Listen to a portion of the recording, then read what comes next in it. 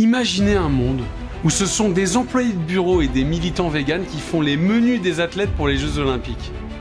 Plus besoin de l'imaginer puisque maintenant c'est le monde réel. Pour la première fois dans l'histoire des Jeux Olympiques, des athlètes se retrouvent forcés de manger de la bouffe végane. Alors personne ne leur insère directement la nourriture dans la bouche, mais quand on ne propose que ça, c'est le même résultat. La France, c'est le pays de la gastronomie. Et plutôt que de faire briller tout notre terroir et ses produits, on a décidé de sortir une énième fois l'agenda progressiste, ici l'alimentation végétale pour sauver les animaux et la planète. Our food systems are harming planet. Transforming food systems is therefore essential. And more plant-based diets. Oui, parce que c'est vrai qu'un événement qui coûte 9 milliards d'euros, dont 4 milliards d'euros pour construire des bâtiments pour quelques jours, c'est vachement crédible de parler écologie. Et franchement, s'il y avait des coupes à faire dans le budget, vous auriez pu juste un peu mieux choisir.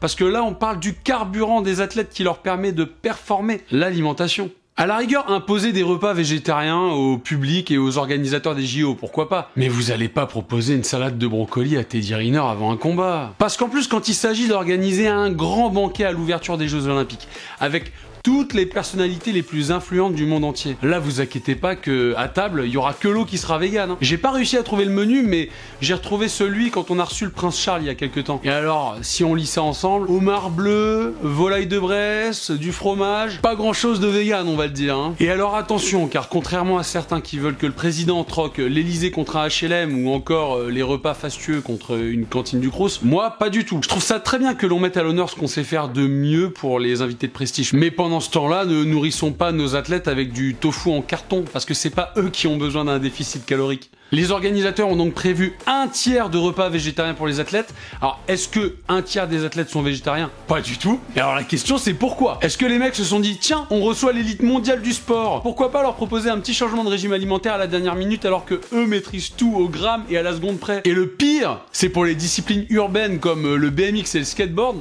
là c'est 100% d'alimentation végétale. C'est comme si on leur disait, non mais les gars, vous c'est pas du vrai sport en fait. Allez jouer plus loin là s'il vous plaît.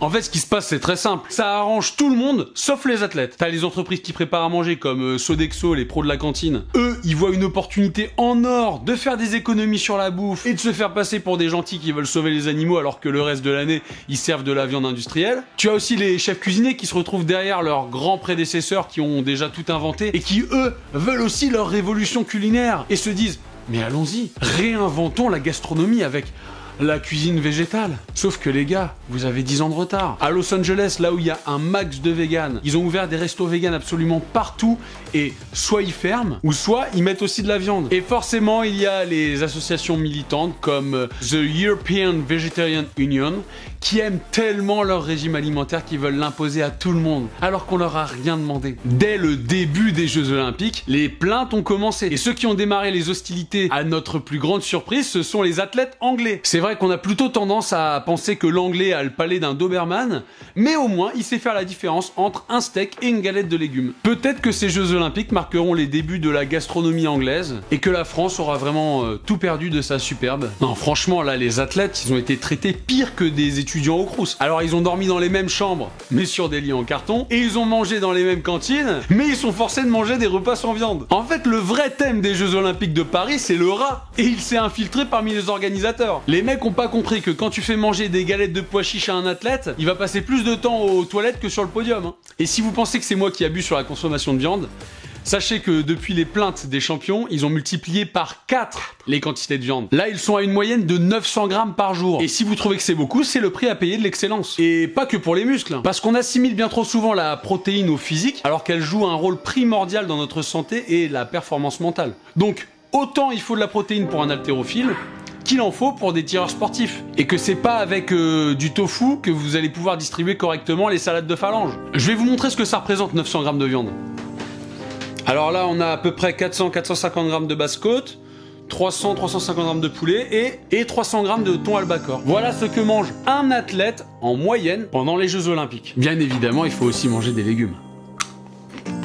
Même moi pas vegan, alors que je défends la viande, j'ai jamais recommandé autant de viande. Et là, en voulant forcer les athlètes à manger si peu de viande, finalement, on sait ce que coûte l'excellence, l'élite du monde du sport. 900 grammes de viande par jour, les gars. Et ouais, même moi j'aurais pas dit. En tout cas, vivement le monde où chacun s'occupera de son assiette. Je vous assure, on sera beaucoup plus heureux.